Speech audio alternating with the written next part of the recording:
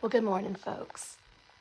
I am so excited to do this, share this story with y'all because it's been a really meaningful couple of days for me. And, gosh, I don't know. I'm just excited because I haven't even gotten my thoughts together yet on what I'm going to share with y'all, but it's going to all come out naturally because there's some really fun content here that I cannot wait to share with y'all. Okay, so, I hate jumping right into a video because there's, it always takes a couple of minutes for people to show up because of Zuckerberg. But in this case, there's so much to say, I think I'll probably get started. So y'all know my story. It's complicated, right? But growing up, my childhood had bright moments and dark moments, and they were pretty extreme both ways. But the thing that's really hard is I don't have memories from childhood really. I have very specific ones that I work hard to rebuild and keep. But looking back, it's hard for me to recall pretty much anything from 2nd grade until about 10th grade. I just don't remember. It's like it didn't happen. There's the really bad moments and a couple of really special moments. But aside from that, I mean teachers' names, what I did, what I was involved in, I don't remember.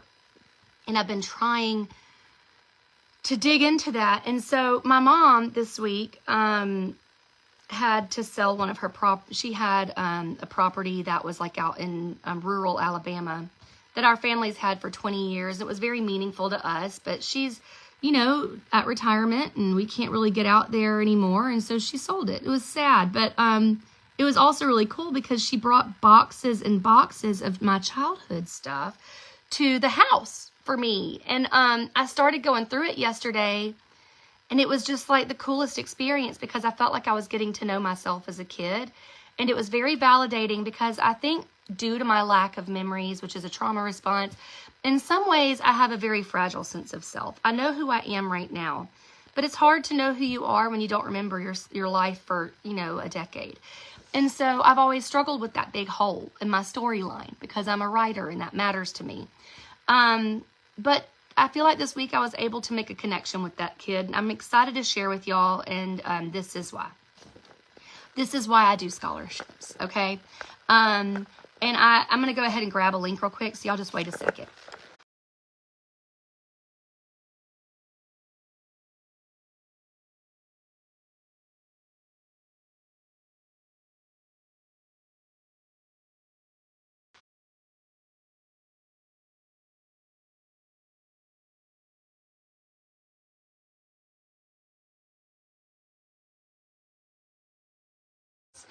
Why does my internet do this? Hold on a second.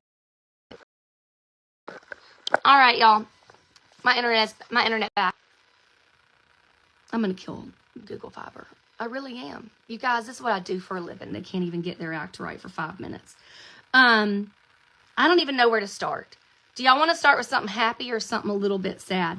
Well, let's start with something funny. I found 3 articles that I wrote when I was a child.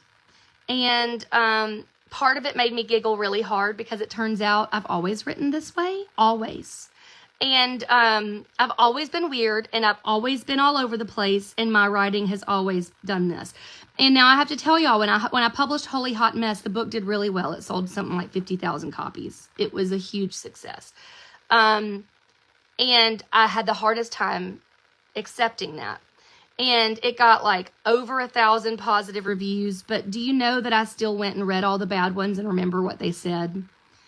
It's hard when you have a fragile, sense of self, to put yourself out there as a creative. And one of the criticisms that people said is she's so all over the place, it's really hard to follow her. And I thought, well, maybe I can just get better. I'll just get better at my craft, and then people won't be so annoyed with me. But today, this week, I realized I'm not going to get better because this is literally who I am. Okay, I've got to read something to y'all. You ready? This is Santa. This is Santa. You're not going to be able to read it, but I just want y'all to know that this story goes off the rails. So are you ready? It's good for a second, and then it goes off the rails. So here we go. A Mary Catherine story about Santa Claus that I wrote in probably 4th grade. If Santa was going on vacation, I would go on a $100,000 shopping spree, then go to the fair and ride the Enterprise. Next, I would go to the Quadzilla. I don't know what that is. Then after all of that, I would go sing Christmas carols. Also, I would fix hot cocoa and s'mores, sit by the fire, and read Baku. That was my favorite book. I'd invite my friends over to have a snowball fight. This is one of my favorite parts because I'm a writer and I still do this.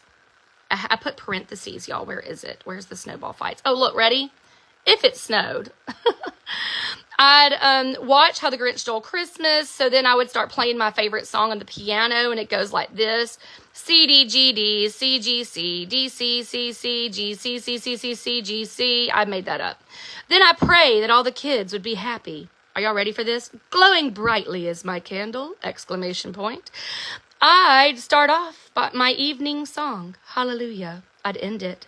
Then at last I'd go to bed, hoping that Santa would come the next day. That is so weird. That is so freaking weird. Oh my God, can you imagine being the teacher? I would, glowing brightly is my candle. I would start off my evening song, hallelujah. I'd end it. It's so ridiculous. All right, I'm going to read one more, and then I'm going to share with y'all something kind of sad. Oh, wait. This is so much fun. Look at this. To Libby. That's my mom, by the way. That is Libby equals Elizabeth C. Livings. That's my mom. This is me. This little guy's got a parakeet on his shoulder. You will notice the parakeet is hiding his face with his wings. There is a horse that is spotted. That was kind of my jam for a while. And a gun with 700 bullets. All right. This will be explained. Are y'all ready? It's a short story. Mary Kay, I wrote. Oh my gosh. What an exquisite piece of art. I don't even know what to do with this information. Okay. I saw a healthy horse. What a way to start a story. I just cannot with this, y'all. It's been so much fun for me. But of course I kept it. You know me. Oh, how I love horses. Well, I named him Trigger. Like a gun trigger. I named him that because one time my parakeet, an animal, that was on my pop's shoulder, he went riding to go to the hunting center on that horse. And as soon as he pulled his gun trigger, they were halfway across the field. And by the way, the parakeet was hiding its eyes with its wings.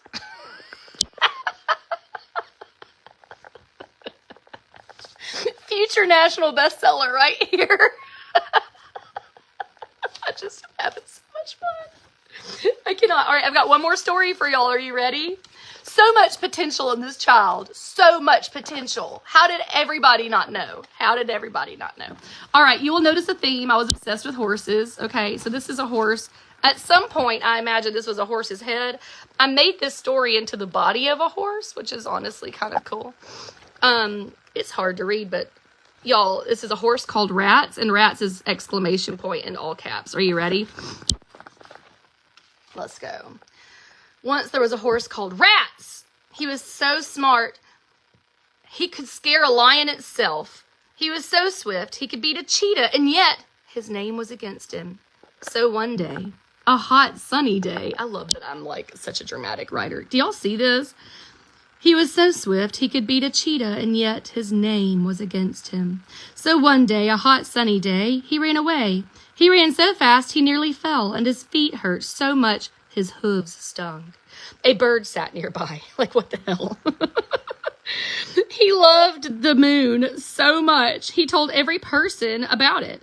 He told everyone about it and said, the horse, he made up a fable. I don't know where something happened here. This is where it goes off the rails. Are y'all ready?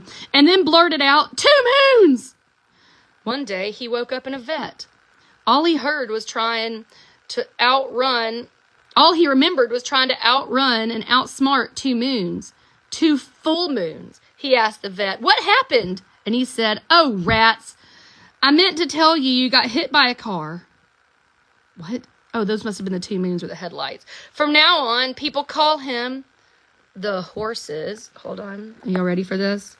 The horse's whom's name is vain. Y'all, I was stretching for that one. The horse's whom's name is vain for that horse that had 2 names.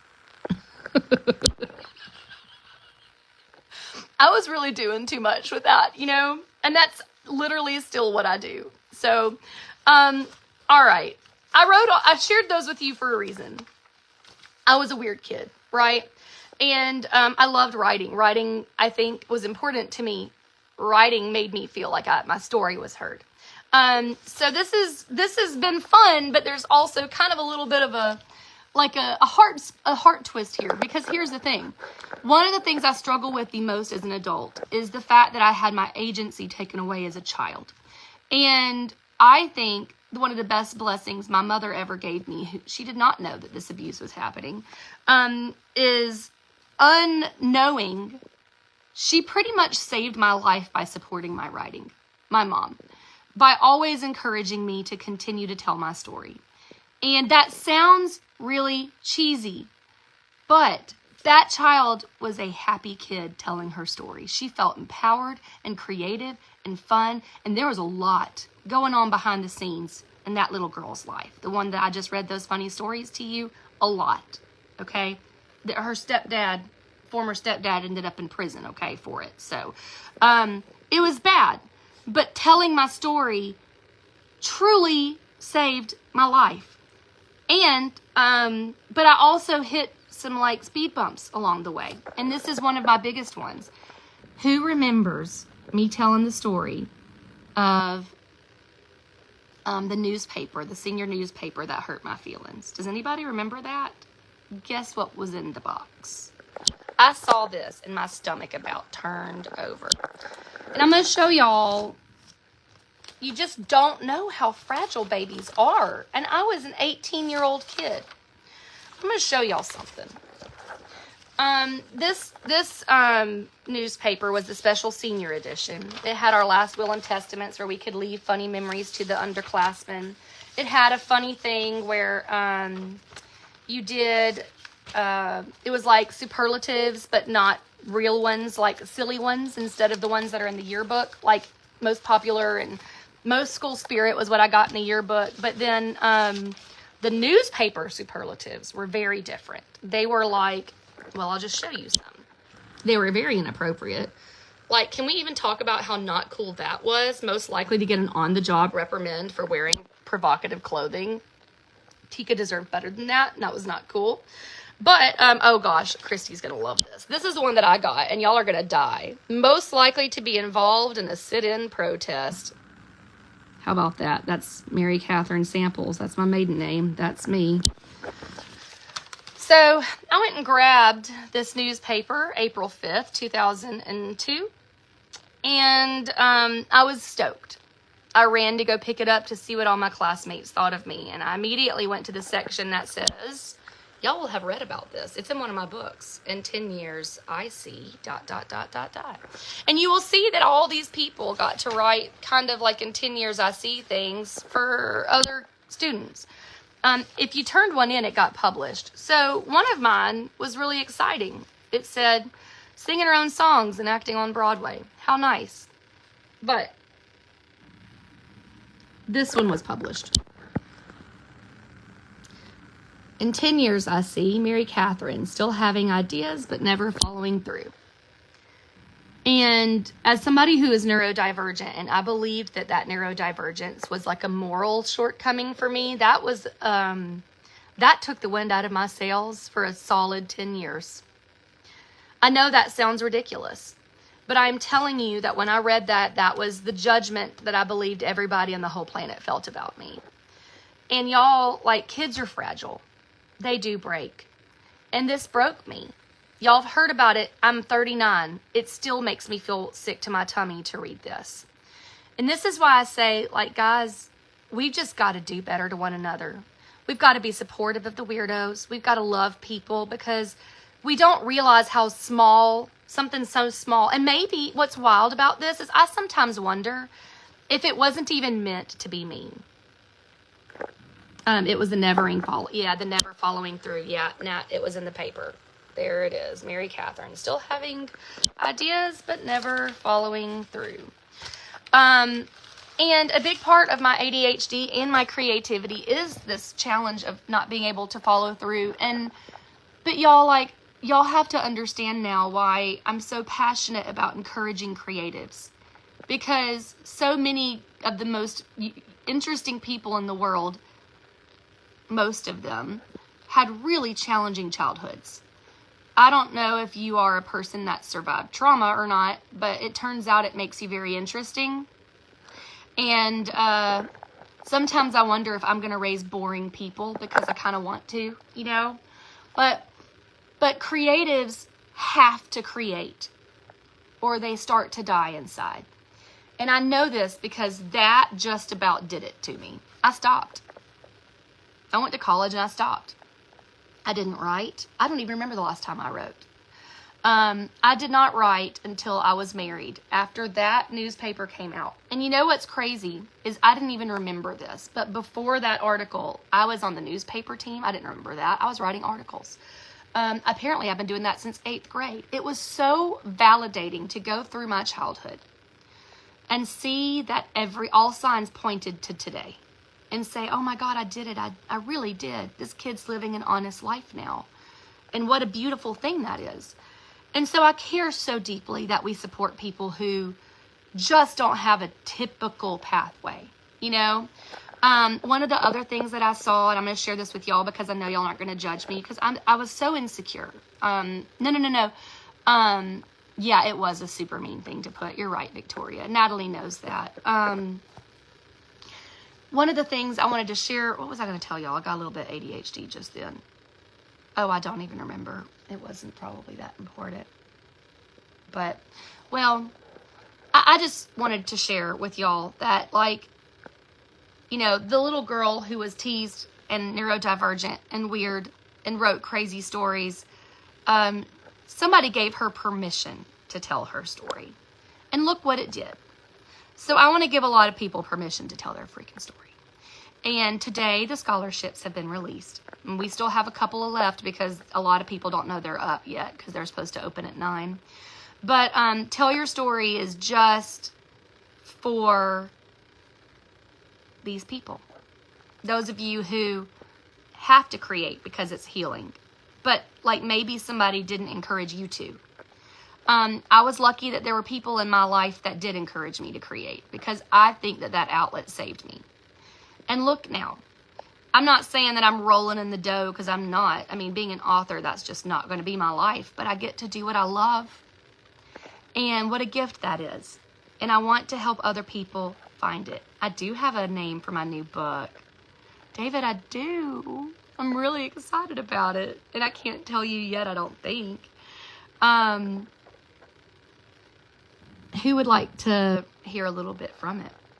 I mean, we're like 20 minutes into a video. I can bury a page or two in here. Do y'all want to read? I don't know if I have my computer though.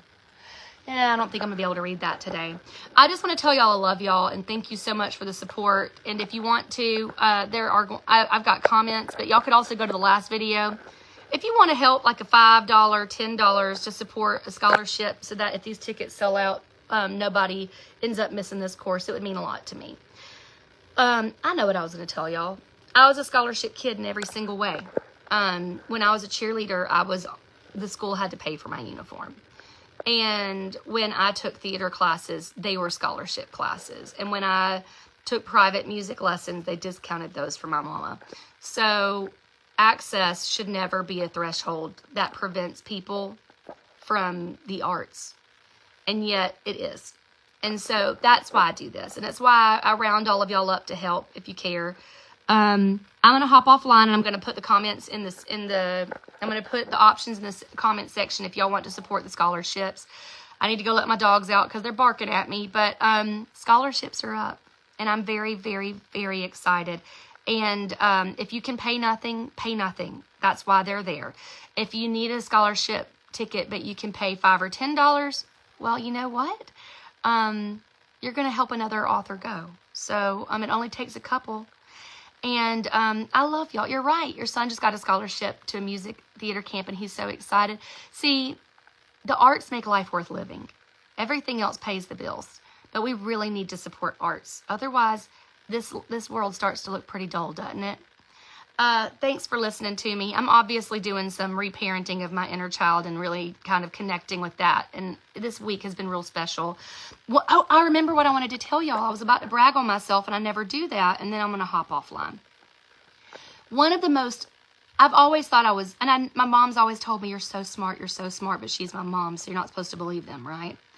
Y'all, I just pulled out my test scores from childhood, and understand I was neurodivergent, so I did not do super great in school. I did like A's and B's most of the time, occasional C's. I struggled with the institutional like organization of school. But I just found my SAT scores from when I was a kid, and y'all, I scored in the 99th percentile for language and reading every single year.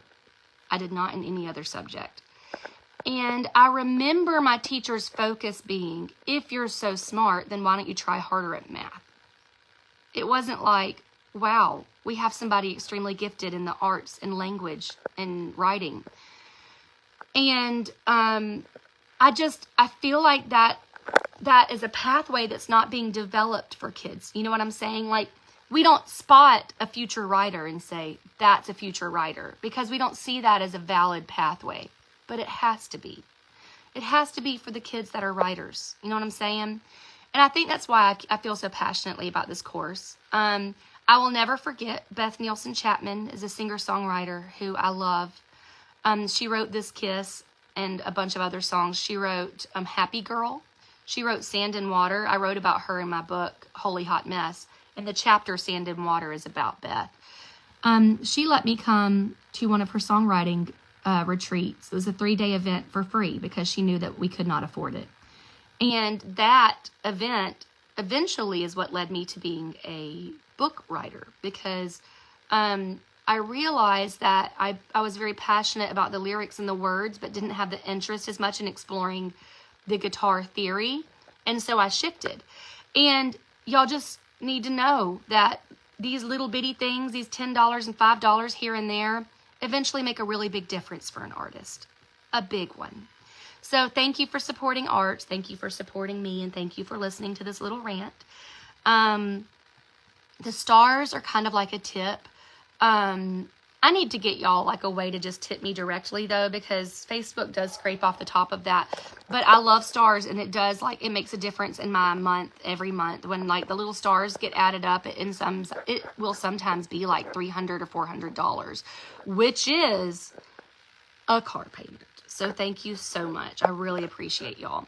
Comments are going to have the links for donating to the scholarship for Tell Your Story, or y'all can just go share the other video that I made, but I wanted to do something fun with y'all today. So I love you, and I will talk to y'all soon. And never shy away from your talent, and never shy away from your story, because it matters. Bye, y'all.